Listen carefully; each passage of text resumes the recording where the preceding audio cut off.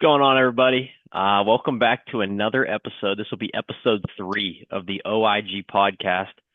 Kevin Orsinger, as you can see, Max Messett, myself, and this will be life stage 40 to 54, so ages 40 to 54.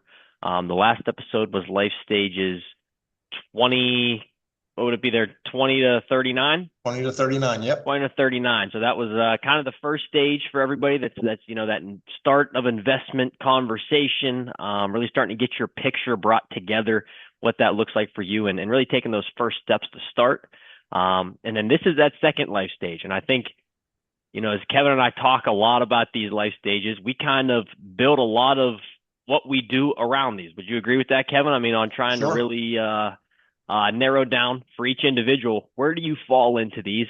And not that every 40-year-old's picture is going to look the same, but what's your situation?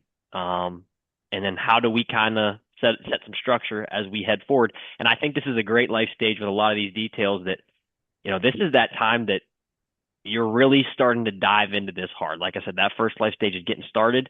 And then this is that one we're tweaking things. We're getting things ready to see how are we being the most effective in getting things ready. So, Kevin, I don't know if you want to dive in first and we can kind of just go from there. Sure. I think this stage is almost the make or break stage. Yeah.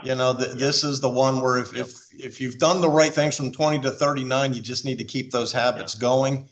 If maybe you haven't, or you didn't start those good habits until you were 38 and a half. Yeah. Ages, 40 to 54 are really catch up time. Correcting maybe some bad financial habits, and ultimately making a decision. How important is it for you to get to the retirement that you would want or expect to have for yourself? So this is really, if you have not started by age 40, early 40s, this is really the time to get rolling with it. You get with retirement, Max, you get a lot of common questions that clients ask about what they should have or what they need. So I think that's probably the biggest question that we get a lot of the time. And this is that life stage that we really fall into for that question of, like I talked about, the starting is the important part. But this is really when I think that reality of retirement starts to maybe fall into people's mind of, I've been working for 10, 15 years, whatever that looks like. And it's like, how long do I have to do this? How long, what's that really reality of how long that goal is? And that number comes up a lot of what is the number I have to get to be able to call this quits one day. But like we talk about, there's not one number that we can put on for everybody. This isn't it's a question. It's a valid question. So if anybody's thinking that, I'm not taking the validity away from it, but it's also not a one number fits everybody. The answer we usually give is it depends, because it does depend on your lifestyle, what you want retirement to look like. But the good news is this life stage that you can still determine what that looks like. I never want to use the words too late. And I know Kevin and I talk a lot about that of you're still in the stage that you can make a difference for what retirement talks about. Now, depending on your position is going to take more or less. And a lot of that dedication still comes into play of how you've built your financial habits. But there is still time that if you're not where you want to be, this is the life stage that can make or break, exactly like you started with. This is the make or break time frame. Yeah. So I think the first thing everyone should, start to look at within their household is, what kind of debt are we carrying? Mm-hmm. And ultimately, what's our monthly cash flow? Yep. So that means how much money comes in every month and how much money goes out every month. Because this is the stage of life where we want to start to eliminate the debt that we have. Mm-hmm. Ideally not taking on any significant debt moving forward. And then as our monthly cash flow improves, we need to put that extra money towards our retirement goals, right, to help us get to, again, everyone envisions what their retirement looks like, whether or not that happens or not, really will be determined by the decisions that are made now. So a retirement killer is if you're trying to walk into retirement with a mortgage payment still. Mm-hmm. There's $800, $1,000, $1,200, $1,500 a month going out each month that you have to pay. So what can we do, again, in these ages 40 to 54 to make sure that, maybe my mortgage is not paid off by age 54, but I've got a plan and it's going to be paid off by 58. Yeah. And then I'm going to have a couple extra years of saving those mortgage payments into some sort of retirement. So really just focusing on where's my money going? Is it going to the right places? And ultimately have I upped my savings to make sure I have enough going into retirement retirement investments, I guess. Because we do a lot of talking about, and when you bring up debt, we talk a lot about the high interest debt, something that doesn't make sense to have. And like you talk about mortgages, car payments, picking up another big chunk as you get to that retirement, probably not ideal when we're looking at how do we get on more of a fixed income going into retirement where we're drawing from our retirement savings. Whatever we've saved, maybe you have a small pension, maybe you have some social security that comes in, right? So every dollar counts. And I think we've been able to find that very true throughout the years. Obviously, Kevin's been doing a lot longer than I have, but I think that that's a fair statement when it comes to quite literally every dollar counts of when you're trying to put monthly income together that's going to make a number that makes sense for you. Biggest thing too, Kevin, we've done a lot of talking about it recently is credit card debt. We've done a little presentation here and there and just hitting on that. How important for credit card debt would you say over the years of doing this that credit card debt comes into play? Oh, it is a killer for, I don't know what percentage it is, but it is a retirement killer for 15-20% of people. Yeah. If you've got $20,000-$30,000 of credit card debt that your monthly payments just to kind of keep ahead of it are $400 or $500 a month, that's a big chunk of money. Yeah. Money that is going out every month. You found a way to manage it while you're working.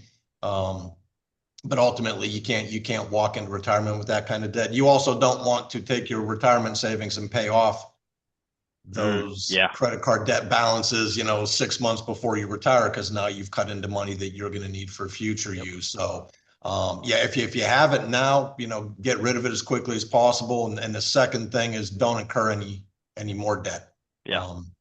Made a presentation recently to a high school senior class, and that was one of the topics. If you don't have the money in your bank account to buy something, using a credit card doesn't benefit you. Right. You're just borrowing the money from someone else without a plan to pay for it. So credit cards a killer. Mortgages, walking into retirement's killer. The good news, if you're 40 or 45 or 50, you have time to correct these things. You have time to pay down mortgages. You have time to eliminate high credit card debt. The important thing with the credit card debt is you don't incur anymore. Right. Because that can be a detriment to retiring when you want to retire, and then ultimately living the retirement that you envisioned for yourself. So those are probably the two biggest things. And I would even make the argument getting rid of those are probably more important than having excess amount in retirement savings. Okay. Yeah. We can use whatever retirement savings you have to build a budget for you in retirement. But if you have higher retirement savings, but $2,000 a month is going to mortgages and credit card debt, you haven't really improved your situation. Yeah. And then you tack that interest rate on there, right? Where there's no friendly credit card interest rate. It's not, man, they gave me a 1% interest on my, we're talking crazy numbers a lot of the time. And majority of the time you're just paying interest on a lot of those credit cards. And that's why it takes such a long time to fight that back down to where you can get it manageable. Like Kevin said, going into retirement with it, it's the feasible side of it just kind of goes out the window of being able to have that over your head, especially if you're maybe still carrying a mortgage or have any other payment that goes along with it. The amount of money that just gets chewed up per month. We see that all the time. Sure. With that, in kind of the cash flow idea, these are the years, and we kind of look at this as well. The years that you might most likely are probably making the most amount of money, either you have made or are going to make as that retirement becomes a reality down our next life stage that we'll get to at some point for a podcast. How does, and I think this is kind of an open question for both of us, of making sure you're efficiently using those years that you're making the most money.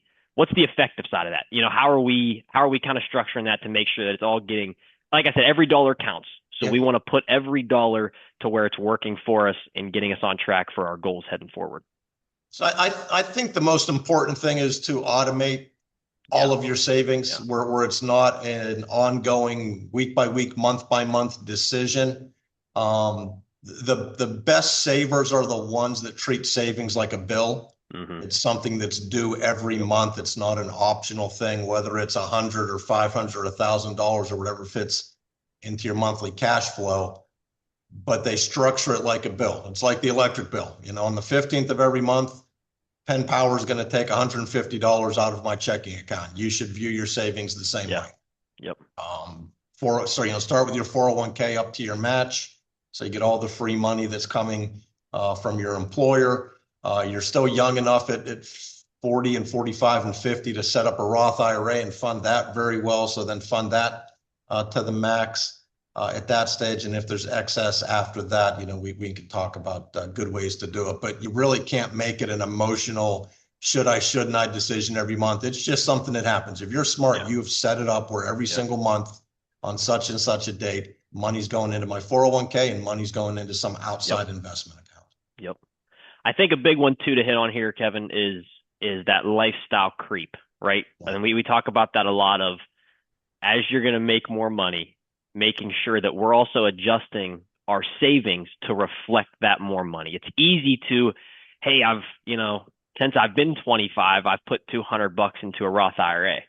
Well, if you're making 20 grand more now than you were when you were 25, that contribution should also have went up to whatever that percentage that you're making more now needs to reflect what that Roth IRA contribution was, and making sure that we're not just letting our lifestyle, look at this, after the month, I have 2 grand left over that I can go buy something with, or go to the store and just go to the mall. And not that that's wrong, but we have to make sure that as we're setting these goals and our income goes up, that we're also reflecting that in our savings and making sure our investments are getting the same treatment as the wants that we have. And we always go back to that, 50, 30, 20, the savings rule that we kind of stand by, and then making sure that 20% is still 20%.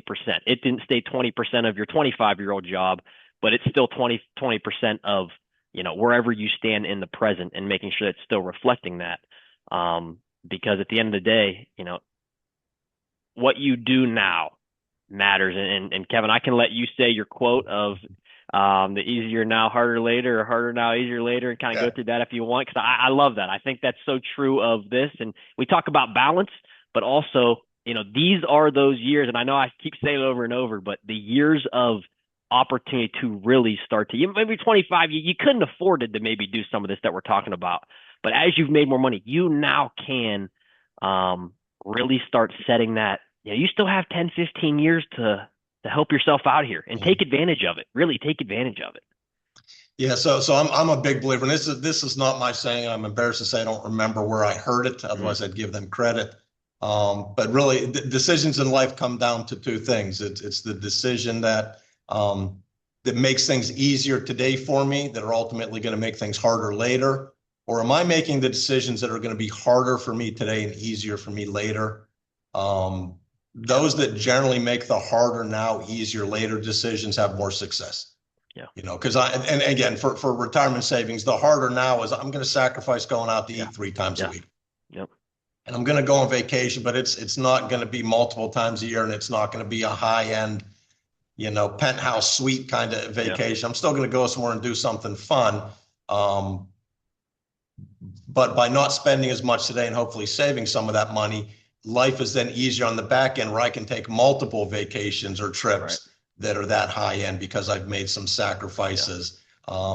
We've been fortunate to work with people of all different stories coming towards us. And ultimately the thing that comes down to it, those that are able to value and appreciate that 20 years from now is coming, and I better be prepared for it, are the ones that are in a much, much better place than the ones that wake up one day and go, holy smokes, I'd like to retire in 4 years. How can I make this happen? Yeah. So time is your best friend right now. Even if you're 54, which, you're thinking I'm 8 to 10 years away from retirement, you still have an opportunity to really positively impact what your retirement looks like. Yeah. Again, it's going to probably take some sacrifices and maybe some changes in financial habits. Yeah. But you're ultimately going to be able to do that. If you wait till you're 60 and you want to retire at 62, you're probably in trouble. Right. Yeah. And something that when we were kind of putting this together, talking about the life stage and stuff, something, is aligning spending with goals and not aligning your goals with spending. And I know it kind of goes hand in hand with what you talk about. But it's just that making sure if you're going to set your financial goals, make that the priority. And we always go back to the pay yourself first of getting money. This is a great stage, like you talked about, of automating that stuff. So at the beginning of the month, the first thing you're paying is your savings or your investments or your Roth IRA, your 401k. Make sure that's being done first. And then the money left over, kind of we hit in the last life stage is money that's accessible and usable because you've already done the hard part of getting money set aside for yourself for future you. And then it just opens the doors for for whatever, maybe that wants category, right? That 30%. Well, that really, you can have ease of nerves if you're worried about retirement because you've already done the hard work first, beginning of the month or beginning of paycheck, whatever that looks like for you. Max, I'm in this age. I'm not, but let's say I'm in this age range, and I feel like I'm doing everything right on a cash flow basis, and I understand that my income is higher now than it has been in the future. What are some next steps I should be looking to take? Yeah, so I think, and you kind of hit on it a little bit there with the 401k, right? We always want to make sure that we're getting the money with the 401k of getting money in there up to the match. Second thing I think that we're going to look at is, your Roth situation. If you have a Roth IRA, we're still in the life stage. If you don't, I'm still going to sit here and say, let's have a conversation, figure out if a Roth is right for you. I'm still a huge believer this could be a great life stage for somebody for a Roth of the opportunity with the cash-free withdrawals down the road. We're going to max that out. We have the leftover income. We got that. We have the ability. We have the income to do it. Let's get our match in our 401k or our employer sponsor plan. And then let's max out a Roth IRA. Or if a Roth IRA doesn't make sense, like I said, it's not going to be for everybody. Majority, in my opinion, it can fit good. Whatever that next account is, that individual account, we have to make sure we're pumping enough money into it. Maxing out contribution limits. If it's a non-retirement account, a nice portion of money of the income cash flow going into there. This is also the stage on the back half of this stage is we're talking about catch-up contributions for over 50. If you have a Roth IRA, I think this year's $8,600 rather than the $7,500. You can put $8,600 in. Take advantage of that. There is, we're kind of on that back half of this life stage is where we can get a little more money going in. Still keeping in mind your emergency fund and everything, like we talked about in the first podcast, of still want that structure, but we got to make sure this is the time to take advantage of all those accounts that maybe we've talked about or have opened. It is, if we haven't already started getting a good number into them, now is the time to do that. It's more important than ever to really start doing it now if you haven't. And I will tell you that if you haven't started doing this seriously at this stage, don't feel bad. You're probably with the masses. Yeah. At this stage, almost everyone that comes in to start working with us always says the same things. I wish I would have started earlier.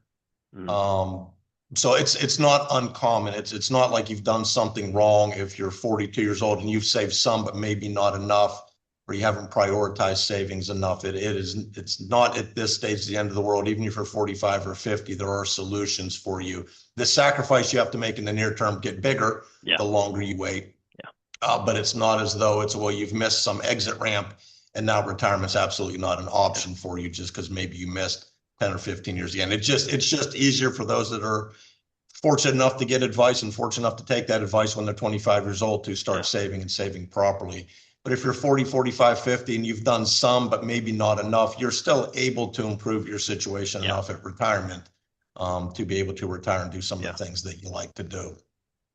One of the things that I'm a believer in, because I can hear people's feedback as they're watching this and kind of talking to themselves about us is, come on, guys, my wife and I are 45 or 50 and we've got a mortgage and 2 car payments and we're raising kids and we're trying to save for college and everything that comes with that. And we get that. And your situation is really no different than anybody else's. But I'm a believer that retirement savings comes first. Yeah. And any college savings comes second. And I only mean second after you have maxed out other opportunities. I learned this years ago that, you can get loans to send a kid to college. There is no loan program for retirement. Yeah. So if you have not saved enough money for your kids' college and they're going and you want to help them, you can help them take out loans. You can help them repay loans. But if you get to retirement age and want to retire and do not have enough money saved, there is no option aside from continuing to work. Yeah.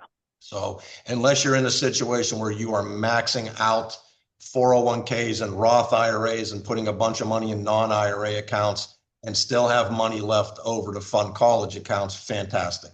If you don't find yourself in that category, I would caution against committing too much of your positive cash flow towards college accounts. Yeah, I think that's a great point. The other thing, Kevin, I'd like to hit on and kind of jumping back with the 401k Roth IRA stuff is, and this isn't a plug for financial advisors. It is the opportunity that if you're not working with somebody, and you can still do this on your, but it's a chance to stress test. We like to call it stress testing your position, right? And really looking forward at where I'm at now. What are the steps I need to take to maybe get to the goal I have in mind? And how realistic is that goal? And then what is that goal compared to where you're at, and what's it look like in retirement? So kind of if you're 40 years old and you've been putting money into a 401k and you've been putting money into a Roth IRA, maybe not maxing it out, but you've had a good number in there. We can see where you stand now, what it will take to get to where your ideal number might be, or what you want your retirement lifestyle to look like. And then we can kind of look at those steps in between. What does it take to get there? And then when you're there, what does that look like for you in retirement?